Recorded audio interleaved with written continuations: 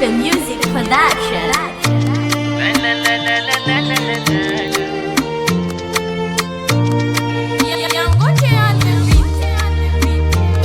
L'artista Bakatim.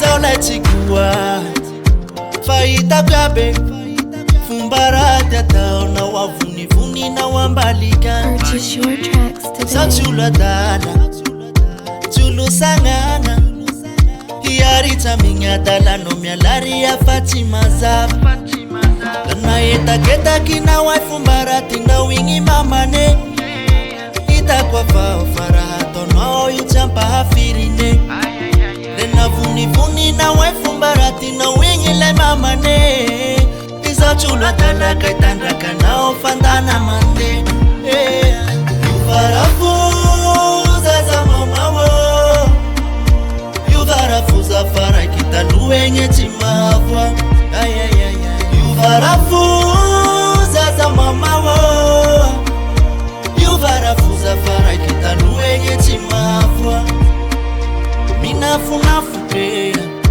Mitilitilinge Chimari pecha kifa Mihavita vite Minafunafu pea Mitilitilinge Chimari pecha kifa Mihavita vite Itendelingi mama Arute itilinge Te ananela cheka Aye Purchase your tracks. Itendelingi mama Arute itilinge Te ananela cheka Aye Tana yetaketa kina wafumbarati na wingi mamane Itakwa fao farahato no yuchampa hafirine Lena vunivuni na wafumbarati na wingi le mamane Iza chulwa tala kaitandraka na ofandana mande Yuvarafuza za mamawo